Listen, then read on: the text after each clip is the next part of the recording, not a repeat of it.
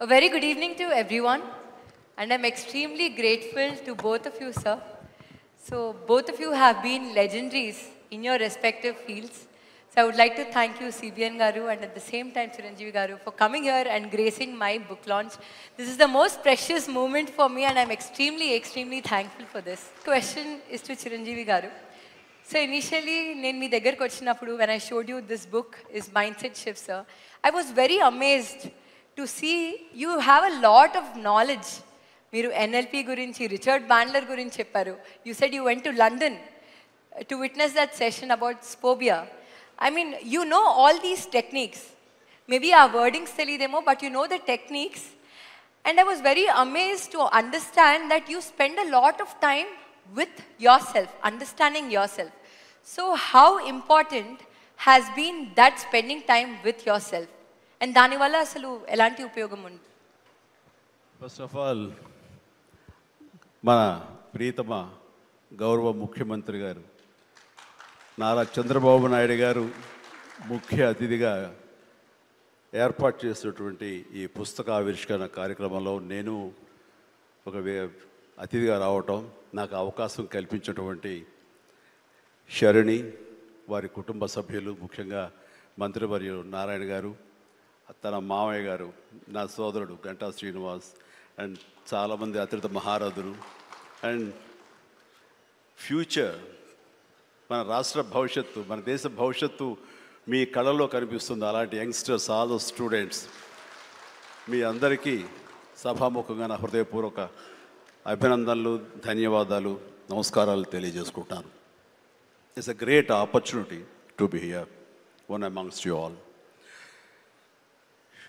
ఇలాగా శరణి ఇంటికి వచ్చినప్పుడు ఒక బుక్ రాశాను, అది మీరు ముఖ్యమంత్రి గారు ఇనాగ్రేట్ చేస్తే బాగుంటుంది, వెరీ పర్పస్ఫుల్ బుక్ అనే అమ్మాయి చెప్పినప్పుడు చాలా అమేజ్ అయ్యాను నేను. ఆ బుక్ని క్లుప్తంగా నేను 4-5 పేజీలు చూసినప్పుడు నాకు ఎప్పటి నుంచో ఇలాంటి పర్సనాలిటీ డెవలప్మెంట్ మీద, అలాగే సీక్రెట్ అనే ఒక బుక్ ఉండేది, అది ఎన్నో దశాబ్దాలు 2-3 దశాబ్దాల ముందే ఆ బుక్ నేను చూడటం నాకు జరిగింది, తటస్థపడింది. అప్పుడు ఇంకా ఇండియాలో రాలేదు ఆ బుక్, దాని ట్రాన్స్లేషన్ కానీ దాని వీడియో నేను చూడటం జరిగింది. ఆ బుక్లో చెప్పిన ఎన్నో విషయాలు నాకు తెలుసో తెలియకనో నాకు నేనుగా అనుకున్న అవన్నీ ఆచరించడం మొదలుపెట్టాను నేను. అది నాకు ఎంతో హెల్ప్ అయింది. ఓ ఇలా ఉంటుందా అన్నది. సో తను అడిగిన ప్రశ్న కానీ ఇందాక గౌరవ ముఖ్యమంత్రి గారు చెప్తున్న దానికి మైండ్ సెట్ షిఫ్ట్ అనేది అత్యంత అవసరం. మనం ఒక గాడిన పడి అదే ధోరణిలో ఒక గానుగెద్దులాగా కష్టపడతాం, ప్రతి వాళ్ళు కష్టపడతారు. బట్ ఆ కష్టపడటంలో స్మార్ట్గా కష్టపడతారా, హార్డ్ వర్క్ తోటి వాళ్ళు కష్టపడుతున్నారా అనే దాని మీద మనం ఆలోచించుకుంటే కనుక చాలామంది ఇలాంటి అవేర్నెస్ లేక ఇలాంటి శరణి లాంటి వాళ్ళు ఇచ్చేటువంటి పుస్తకాలు వాళ్ళకి గైడ్ చేయక, లేకపోతే గురువులు గైడ్ చేయక, లేకపోతే వాళ్ళుగా ఆ షిఫ్ట్ అనేది తెలియక అదే గానుగెద్దులాగా అదే కష్టంతో అలాగే జీవితాన్ని వెళ్ళదీసే వస్తారు. అట్లాగే ఏదో టైంలో రిటైర్డ్ అయిపోతారు, జీవితం చాలిస్తారు, ఇది చాలు ఈ జన్మకి ఇంతే అనుకుంటారు. అది కరెక్ట్ కాదు. మైండ్ షిఫ్ట్ చేయటం మూలంగా కష్టపడే మనస్తత్వం ఉంటే నీ ఇష్టమైనటువంటి ప్రొఫెషన్లో కనుక నువ్వు ఉండగలిగితే ఆ రాణింపు, ఆ వెళ్ళే హైట్స్ అది వేరే. అంటే ఉదాహరణకి నేను చెప్పుకుంటే నా గురించి సాదాసీదా కుటుంబంలో పుట్టి ఒక మామూలుగా ఒక డిగ్రీలో యావరేజ్ మార్కులతో చేసిన తర్వాత ఏం చేయాలి ఎలా చేయాలి అని అనుకుంటే నా తల్లిదండ్రులు నన్ను గైడ్ చేసేంత నాలెడ్జ్ కూడా వాళ్ళకి లేదు.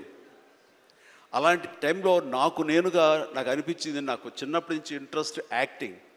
10th క్లాస్ చదువుతున్నప్పుడు ఒక డ్రామా వేశాను, బెస్ట్ యాక్టర్ వచ్చింది. కాలేజ్ డేస్లో ఇంకో డ్రామా వేశాను, అది బెస్ట్ యాక్టర్ వచ్చింది. అది documented, it's that full proof. So నాకు అనిపించింది, ఓహో మనలో గొప్ప నటుడు ఉన్నారనమాట, మనం కనుక ట్రై చేస్తే సినిమా ఇండస్ట్రీలో ఒక లెవెల్లో ఉండొచ్చు అనమాట. ఎందుకు వెళ్ళకూడదు మనం సినిమా ఇండస్ట్రీకి అని అనగానే ఎవరితో మాట్లాడినా సరే ఏ సినిమా ఇండస్ట్రీ తక్కువ అనుకుంటున్నావా, నీకు తెలిసిన వాళ్ళు ఉన్నారా, నువ్వు వెళ్ళగానే పెద్ద గొప్ప అందగాడివాడిని నువ్వు వెల్కమ్ చేస్తారా అంటూ అందరూ నెగిటివ్గానే అనేవాడు. అదే సహజం, ఎందుకంటే ఇండస్ట్రీకి వెళ్ళి పాడైపోయిన వాళ్ళు అధిక సంఖ్యలో కనబడుతున్నప్పుడు నేను ఎక్కడో లింగులు ఇటుకుమంటూ నర్సాపురం మొగల్తూరు ఆ ప్రాంతం నుంచి వెళితే కనుక ఎంకరేజ్ చేసే బయలు ఉన్నారో వెళ్ళరా అనేవాళ్ళు ఎందుకు ఉంటారు. కానీ లోపల నా తపన అంతా ఖచ్చితంగా వెళితే వెళ్ళాలి అనిపించింది. అదే విషయం అమ్మా నాన్నలు చెప్పాను. నేను మైండ్ షిఫ్ట్ గురించి మాట్లాడుతున్నాను. అమ్మా నాన్నలు చెప్తే నువ్వు వెళితే నీకు ఇంట్రెస్ట్ ఉంటే వెళ్ళు, కానీ ఏదైనా జరగచ్చు, రేపు పొద్దున నువ్వు రాణించవచ్చు రాణించకపోవచ్చు. అలాంటి పరిస్థితుల్లో టైం వేస్ట్ కాకుండా ఇంకో కోర్స్ కూడా చేస్తే నువ్వు చెన్నై వెళ్తానంటున్నావు, నీ ఫిలిం ఇన్స్టిట్యూట్ ట్రైనింగ్తో పాటు ఇంకో కోర్స్ కూడా చేస్తే బాగుంటుంది కదా. సపోజ్ ఇది రాణించలేదు, ఇంకో దాంట్లోకి వెళ్తావు, టైం వేస్ట్ కాదు అంటే వాళ్ళ మాట కాదనలేక ఏమో బొమ్మ పైకి సిరితే కాయిన్ బొమ్మ పడవచ్చు బొలుసు పడవచ్చు, జీవితంలో ఏది మనం ఊహించి చెప్పలేము అనే ఉద్దేశంతో నేను ఏం చేశానంటే ICWI institute of cost accountants and works of India, ఇది ఎగ్మూర్లో ఉంటుండేది చెన్నైలో. అక్కడ నైట్ కాలేజీ చేస్తూ పగలంతరేమో ఫిలిం ఇన్స్టిట్యూట్లో ట్రైనింగ్ తీసుకుంటూ అలాగా 2 జోడు గుర్రాల స్వారీ లేదా 2 పడవల మీద ప్రయాణం చేయడం ప్రయత్నం చేశారు. కానీ ఎక్కడో నాకు ఇష్టం లేనిది అంతంత మాత్రంగా తప్పదని చేయబడ్డటువంటి ICWI కోర్సు మీద నాకు నిరాశక్త కలిగింది. దాన్ని నెమ్మదిగా దానికి తెలియదుకాలు ఇచ్చేసి వదిలేశాను. ఆ తర్వాత ఫిలిం ఇన్స్టిట్యూట్లోనే నేను ఏమైనా చేయాలి, చావో రేవో బతుకో చావు ఇక్కడే ఉండాలి, మనం ఇందులో చేయాలి. ఎప్పుడైతే నేను ఒక డెసిషన్ తీసుకున్నానో నన్ను నేను ప్రూవ్ చేసుకోవడానికి నేను కష్టపడి పనిచేయాలి, నేను ఇందులో సాధించాలి, ఏమైనా అయ్యి తీరాలి అంటూ చాలా స్ట్రాంగ్గా నేను అనుకున్నాను. లేకపోతే నాకు జీవితం లేదు అనుకున్నాను.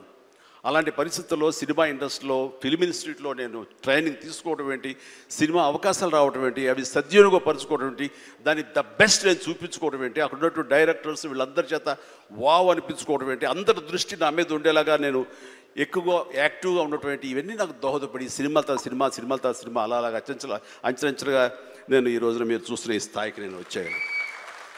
ఇక్కడ ఏంటంటే ఏమైనా సరే 2 చేద్దాం, ఏమో జీవితం ఏమవుతుందో అనే అభద్రతా భావంతో ఉండే కంటే కాదు, ఖచ్చితంగా అనుకుంటే సాధించవచ్చు, నాలో టాలెంట్ మీద నాకు నమ్మకం ఉందని సాధించగలరు, కాబట్టి అది వద్దు అనుకుంటూ మైండ్ షిఫ్ట్ చేసుకుని దీని మీద ఫోకస్ పెట్టాను సరే, అక్కడ నేను సఫలీకృతునయ్యాను.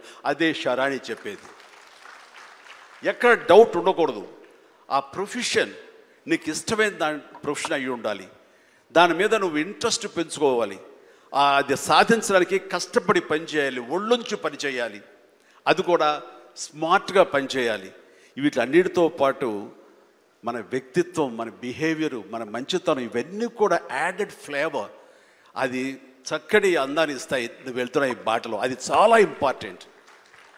చాలామంది అత్యున్నత స్థానానికి వెళ్ళిపోతుంటారు, కానీ క్యారెక్టర్ లేకపోతే వాళ్ళు ఎంత ఎత్తుకెళ్ళినా సరే సర్లే పెద్ద చేసేళ్ళ అని అంటారు.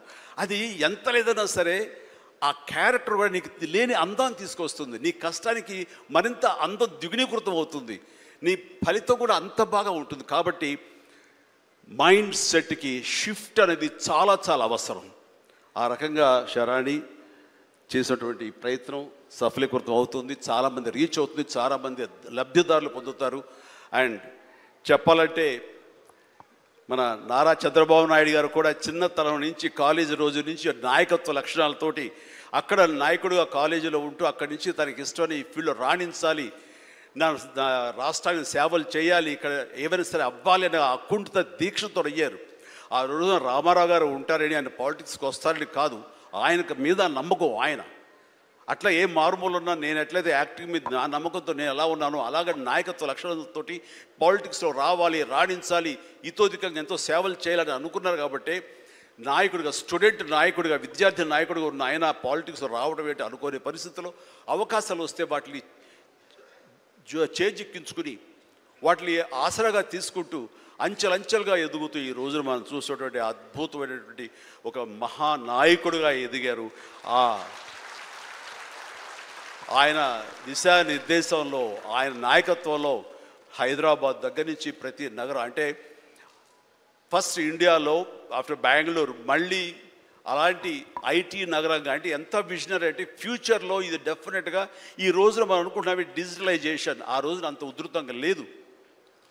అలాంటి దాన్ని అయి తీరుతుంది ఆయన అన్నారే, ఆయన మైండ్ సెట్ ఆ రోజు అలా షిఫ్ట్ చేసుకుని దానికి కట్టుబడి ఉన్నారు కాబట్టి ఈ రోజున ఐటీలో కానివ్వండి, అతను డిజిటలైజేషన్లో కానివ్వండి, ఇదిగో ఈ రోజున ఏఐలో కానివ్వండి, ఆ స్థాయికి వెళ్ళటానికి నాంది పలికినటువంటి పాయనీర్ మన చంద్రబాబు నాయుడు గారు.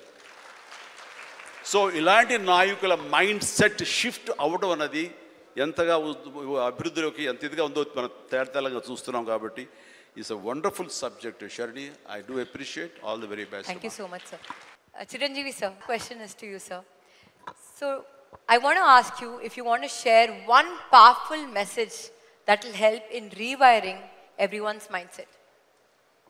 Yes, జీవితం అన్నది కేక్ వాక్ కాదు, పూల పానుపు కాదు. ప్రతి క్షణం ప్రతి చోట ఇందాక మీరు అన్నట్లుగా అబ్స్టికల్స్ వస్తుంటాయి, ఆటంకాలు వస్తుంటాయి, ప్రతిబంధకాలు వస్తుంటాయి, అండ్ ప్రతికూల పరిస్థితులు ఏర్పడుతుంటాయి. మనం గోల్ స్ట్రాంగ్గా అనుకుంటాం, దానికి కావాల్సిన కష్టం పడుతుంటాం, దానికి కావాల్సిన అవకాశాలని మనం చేజెక్కించుకొని ముందుకు వెళ్ళటం కోసం అన్ని రకాలుగా మనం ప్రయత్నం చేస్తుంటాం. మరి తప్పు ఎక్కడ జరిగింది అంటే నీకు ఎన్నో అన్ఫోర్సీన్ బయటకు వస్తుంటాయి, ఒక డిస్ట్రక్షన్స్ వస్తుంటాయి, డిసప్పాయింట్మెంట్స్ వస్తుంటాయి, నేను డీమోటివేట్ చేసేవాళ్ళు ఉంటారు. ఇలాంటి డీలు ఎన్ని ఉన్నా సరే దాన్ని ఢీ కొనాలంటే ఒక డిటర్మినేషన్ ఉండాలి. అది వెరీ మచ్ ఇంపార్టెంట్.